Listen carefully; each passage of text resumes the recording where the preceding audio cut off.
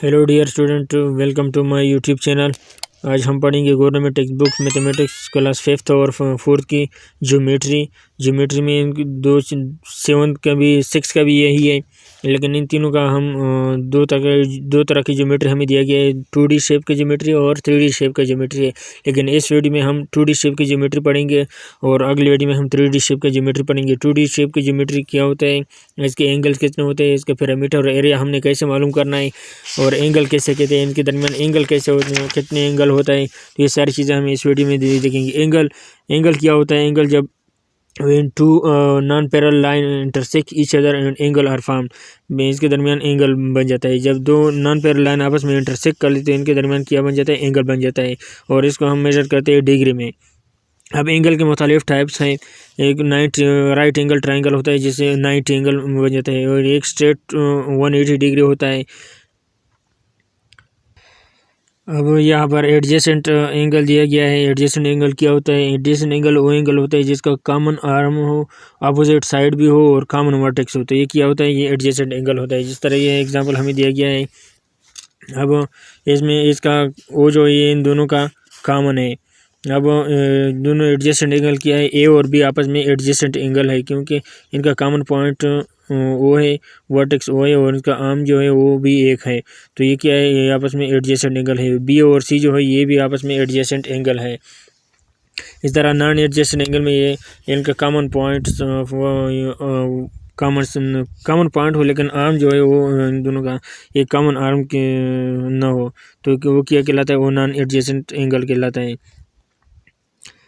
अब दूसरा जो दिया गया है वो कम्प्लीमेंट्री एंगल दिया गया है। कम्प्लीमेंट्री एंगल क्या होता है, two angle whose sum is equal to 90 degree, they may be adjacent angle और non adjacent angle. Complementary angle वो एंगल होते हैं जिसका सम 90 एंगल के बराबर हो, बाकी वो एडजेसेंट भी हो सकते हैं और नॉन एडजेसेंट भी हो सकते हैं। ये जिस तरह एडजेसेंट का हमने पढ़ लिया कि उसका आर्म और वर्टेक्स जो है वो सेम हो, तो एडजेसेंट एंगल होता है। अब ये जो ये एडजेसेंट एंगल है, एडजेसेंट एंगल इनका 65 प्लस 25 से क्या आ रहा है, 90 आ रहा है, तो ये क्या है, ये एडजेसेंट कम्प्लीमेंट्री एंगल है। और ये नॉन एडजेसेंट कम्प्लीमेंट्री एंगल है जिसमें हमें दो एंगल दिए गए, 75 है और ये 15 है। अब 75 और 15 अगर आप दोनों आपस में ऐड कर लेते हैं, इनसे क्या आ रहा है, इनसे 90 आ रहा है।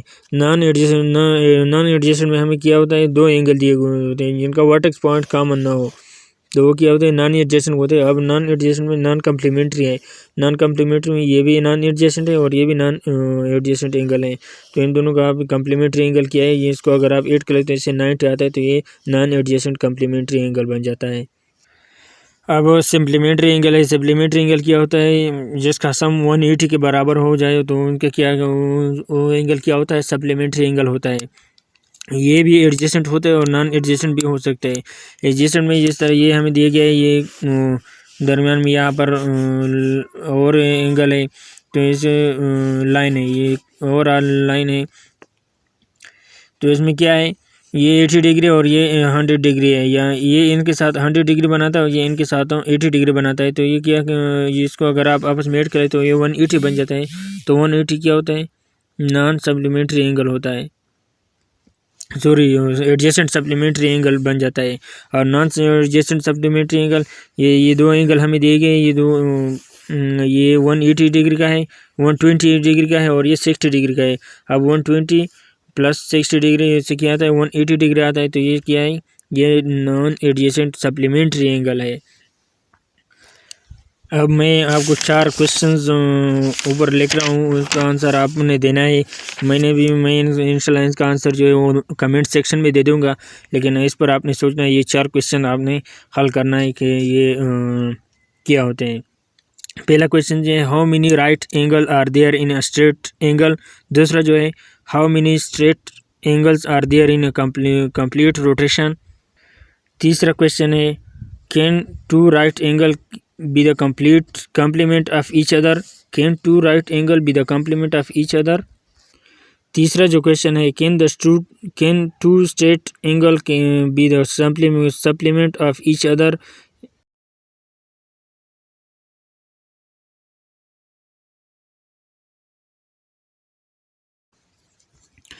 तो उनमें सबसे पहला है ट्राइंगल। ट्राइंगल क्या होता है, 3 एंगल वाली क्लोज फिगर को हम क्या कहते हैं, ट्राइंगल कहते हैं। जिसके क्लोज फिगर हो, जिसके 3 एंगल हो, तो इसके क्या कहते हैं, ट्राइंगल कहते हैं। अब इनके types with respect to side के लिहाज से ट्राइंगल के कितने टाइप्स हैं। उनमें सबसे पहला है इक्विलेटरल ट्राइंगल होता है। इक्विलेटरल ट्राइंगल वो ट्राइंगल होता है जिससे ऑल साइड जो है वो इक्वल्स होते हैं। इसका लेंथ एक साइड का 2 मीटर हो, दूसरे का 2 मीटर हो, तीसरे का भी 2 मीटर होता है। देखिए क्या कहलाता है, इक्विलेटरल ट्राइंगल। यू की मीन्स सेम। अब ऑल साइडेड इक्वल ट्राइंगल को हम क्या कहते हैं, इक्विलेटरल ट्राइंगल कहते हैं। आइसोसेलेस ट्राइंगल वो ट्राइंगल होता है जिसका 2 साइड्स इक्वल हो और एक जो है वो अनइक्वल हो। 2 इक्वल साइड वाले ट्राइंगल को हम क्या कहते हैं, आइसोसेलेस ट्राइंगल।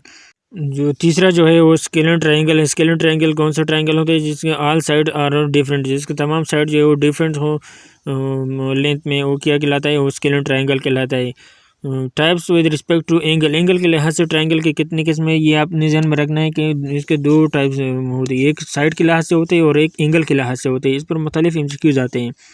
एंगल के लिहाज से एक्यूट एंगल ट्राइंगल होता है, जिसका एंगल जो है वो लेस देन 90 हो, वो ट्राइंगल क्या कहलाता है, वो एक्यूट एंगल कहलाता है। वैसे एक्यूट एंगल तो आपको पता है कि एक्यूट एंगल 9 जो लेस देन 90 एंगल होता है वो एक्यूट एंगल होता है। लेकिन जब अगर एक 3 आपको ऐसे एंगल दिया गया जिससे ट्राइंगल बनता है तो क्या कहलाता है, एक्यूट एंगल ट्राइंगल कहलाता है। राइट एंगल ट्राइंगल, जिसमें एक एंगल जो है वो राइट एंगल हो, जिस तरह ये अब ये क्या है, ये राइट एंगल बनाता है बेस के साथ, तो ये क्या है, राइट एंगल ट्राइंगल है। अब एब्ट्यूस एंगल है। Obtuse angle greater than 180 greater than 90 and less than 180। अब एब्ट्यूस एंगल क्या होता है, वो एंगल जो 90 से ज़्यादा और 180 से लेस, वो एब्ट्यूस एंगल होता है। अब अगर ऐसे एंगल आपको शक्ल दिया जाए जिससे ट्राइंगल बनता है और उसका एंगल जो है वो 90 से कम और 90 से ज़्यादा और 80 से कम हो, तो वो क्या कहलाएगा, वो एब्ट्यूस एंगल ट्राइंगल कहलाएगा। अब इनका एरिया और पैरामीटर हमने कैसे मालूम करना है, ट्राइंगल का एरिया हमने कैसे मालूम करना है। ट्राइंगल का एरिया जो है ये B cross H divided by 2, या इसको हम इस तरह भी लिखते हैं 1/2 क्रॉस बी क्रॉस एच। अब बी क्या है और एच क्या है, बी जो है वो बेस है और एच जो है वो इनका हाइट है। ये आइसोलेटेड ट्राइंगल का हमने एरिया कैसे मालूम करना है, B cross H divided by 2 या 1/2 बी क्रॉस एच। अब इसका पैरामीटर हमने कैसे मालूम करना है, पैरामीटर कैसे कहते हैं, sum of all side of close figure को हम क्या कहते हैं, पैरामीटर कहते हैं। और इनके ऑल साइड क्या है, क्लोज फिगर के ए बी सी, तो ट्राइंगल के 3 साइड होते हैं, अब तीनों साइड का सम से क्या आता है, इसका पैरामीटर आएगा। तो इसके लिए ये 2 फार्मूले आप ध्यान में रखें। एरिया के लिए B cross H base multiply by height divided by 2, और पैरामीटर के लिए A plus B plus C आपने ध्यान में रखना है। अब जो दूसरा 2D शेप है वो रेक्टेंगल है। Rectangle opposite side are equal, जिसके दोनों अपोजिट साइड जो इक्वल हो उसकी कहलाता है, वो रेक्टेंगल कहलाता है। और इनके दरमियान एंगल क्या होता है, वो 90 एंगल होता है, तो इसको हम क्या कहते हैं, रेक्टेंगल कहते हैं। जैसे A is equal to C और D is equal to B, ये दोनों साइड आपस में और ये अपोजिट साइड जो है वो आपस में सेम होता है, इसकी क्या कहलाता है, रेक्टेंगल कहलाता है। अब इनका एरिया हमने कैसे मालूम करना है, area A is equal to A cross B. Area हमने कैसे मालूम करना है, ए क्रॉस बी, यानी लेंथ क्रॉस वेट या वेट क्रॉस लेंथ। तो हमने रेक्टेंगल का हमने क्या करना है, एरिया मालूम करना है, ए क्रॉस बी। ये ग्रेटर साइड होता है वो उसका मल्टीप्लिकेशन, और लेस साइड जो होता है उसका मल्टीप्लिकेशन से हम क्या आता है, इसका लेंथ एरिया आता है। अब पैरामीटर रेक्टेंगल का पैरामीटर के लिए क्या फार्मूला है, 2a प्लस बी। दोनों साइड आपस में ऐड कर ले, जो ग्रेटर साइड होता है और लेस साइड जो होता है वो आपस में ऐड कर लें, फिर उसका मल्टीप्लिकेशन 2 के साथ मल्टीप्लिकेशन कर लें, तो क्या आएगा, इनका पैरामीटर आएगा। 2a plus B is a formula for parameter of rectangle. अब स्क्वायर है, स्क्वायर क्या होता है, all equal side close figure को हम क्या कहते हैं, स्क्वायर कहते हैं। और इनके दरमियान भी एंगल क्या होता है, 90 एंगल होता है। इनके एरिया के लिए हमने कैसे मालूम करना है, ए स्क्वायर। पैरामीटर का कैसे मालूम करना है, पैरामीटर क्लोज फिगर का जो सराउंडिंग एरिया होता है वो पैरामीटर होता है। तो इसका 4 क्रॉस ए, तो ये क्या क्या ये formula for parameter of square जो है 4 क्रॉस ए। एरिया के लिए ए स्क्वायर, पैरामीटर के लिए 4a। अब पैरेललोग्राम जो है, parallelogram two pair of opposite parallel side and opposite equal angle, इनके दो अपोजिट साइड जो होते हैं वो आपस में पैरेलल भी होंगे और इक्वल एंगल भी होंगे। तो ऐसे शक्ल को हम क्या कहते हैं, पैरेललोग्राम कहते हैं। इसके दो एंगल सेम हो और अपोजिट साइड भी आपस में पैरेलल हो। जिस तरह ये 65 डिग्री है और ये 65 डिग्री है, ये 115 डिग्री है, ये 115 डिग्री है। तो ये क्या है, ये आपस में अपोजिट भी है और पैरेलल भी है, ये आपस में अपोजिट है और पैरेलल भी है। तो इसको क्या कहते हैं, ये पैरेललोग्राम है। अब इसका एरिया हमने कैसे मालूम करना है, एरिया के लिए हमने A is equal to B cross H, B क्या है, बेस है, और एच जो है इनका हाइट है। A is equal to B cross H जो है इनका एरिया है। पैरामीटर क्या है, पैरामीटर पैरेललोग्राम का पैरामीटर हमने कैसे मालूम करना है, 2 a प्लस बी, दोनों साइड को आपस में ऐड कर लें। जैसे ये ए है, ये इसको मैं इस साइड को मैं ए नाम दे रहा हूँ, इस साइड को मैं बी नाम दे रहा हूँ। तो ये ए प्लस बी, इनको आपस में ऐड करें और 2 के साथ मल्टीप्लाई कर लें। तो ये क्या होगा, इनका पैरेललोग्राम का पैरामीटर का फार्मूला है। अब रोम्बस जो है, rhombus all side are equal and parallel, इनके तमाम साइड इक्वल भी होंगे और पैरेलल भी होंगे। जिस तरह ये दोनों आपस में पैरेलल, ये और ये आपस में पैरेलल, ये और ये आपस में पैरेलल है, लेकिन इक्वल भी है, इक्वल इनका भी। फॉर एग्जांपल ये 10 सेंटीमीटर है और ये भी 10 होगा, ये 10 होगा, ये 10 होगा। ये स्क्वायर की तरह है, लेकिन थोड़ा सा एंगल जो है वो मुख्तलिफ होगा। स्क्वायर में 90 एंगल होता है, इनमें 90 एंगल नहीं होगा। इनमें एंगल जो दोनों का दरमियान एंगल होगा वो ऐसा होगा जिस तरह ये अपोजिट साइड ये आपस में पैरेलल होंगे। तो ये क्या है, ये रोम्बस है। अब इनका एरिया हमने कैसे मालूम करना है, A is equal to d1 cross d2 divided by 2। अब d1 और d2 क्या है, d1 और d2 इनका डायगोनल है। डायगोनल हम कैसे कहते हैं, दोनों अपोजिट साइड को अगर आप इन लाइन के साथ मिलाएं तो ये क्या है, ये डायगोनल है। ये इनका डायगोनल है और ये इनका डायगोनल है।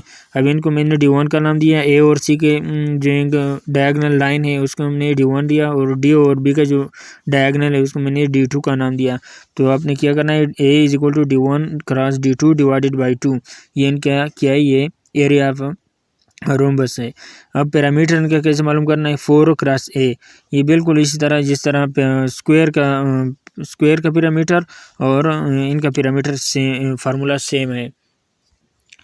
अब अगला जो है वो ट्रेपेजियम है। ट्रेपेजियम में क्या है, 1 पेयर ऑफ पैरेलल साइड, एक साइड जो है वो पैरेलल होंगे, या ये वाले साइड जो है ये आपस में पैरेलल होंगे, या ये वाले साइड जो है ये आपस में पैरेलल होंगे। तो क्या है, ये ट्रेपेजियम कहलाता है। इनका एरिया हमने कैसे मालूम करना है, 1/2 a plus B multiply by H, ये इनका एरिया का फार्मूला है। ए क्या है, ये इनका जो बेस लेंथ, जो लेंथ वाला ज़्यादा लेंथ वाला साइड है ये क्या है, ये इनका बेस होगा। और जो शॉर्ट लेंथ वाला है वो क्या होगा, वो इनका शॉर्ट बेस होगा। इनके दो बेस होंगे, एक लॉन्ग और एक शॉर्ट। तो फिर आपने दोनों बेसिस को आपने ऐड करना है, फिर इसके हाइट के साथ आपने मल्टीप्लाई करना है। अब ये एच जो है ये इनका हाइट है। तो फिर आप क्या 1/2 a plus B into H, ये इनका एरिया का फार्मूला है। इनका पैरामीटर हमने कैसे मालूम करना है, पैरामीटर में p is equal to a plus B plus C plus D, यानी सम ऑफ ऑल साइड जो है वो पैरामीटर है। इन तमाम साइड को आपस में ऐड कर लें तो इनका क्या है, पैरामीटर है। पैरामीटर में ज़्यादातर आपने तमाम साइड को ऐड करना है, क्योंकि पैरामीटर हमें इससे कहते हैं जिस क्लोज्ड फिगर का जो सराउंडिंग एरिया होता है उसको हम पैरामीटर कहते हैं। तब ये साइड, ये साइड, ये साइड, ये साइड, ये क्या है, ये इनके क्लोज फिगर की साइड है। तो अगर हम इसको आपस में ऐड करें तो इनका क्या है, पैरामीटर है। तो ये वीडियो इंशाल्लाह खत्म गई। इंशाल्लाह अगली वीडियो में हम क्या पढ़ेंगे, 2D 3D shapes, 3D shape का जो हमने वॉल्यूम कैसे फाइंड करना है और एरिया कैसे फाइंड करना है, तो इंशाल्लाह हम अगले वीडियो में पढ़ेंगे। Thank you, best of luck.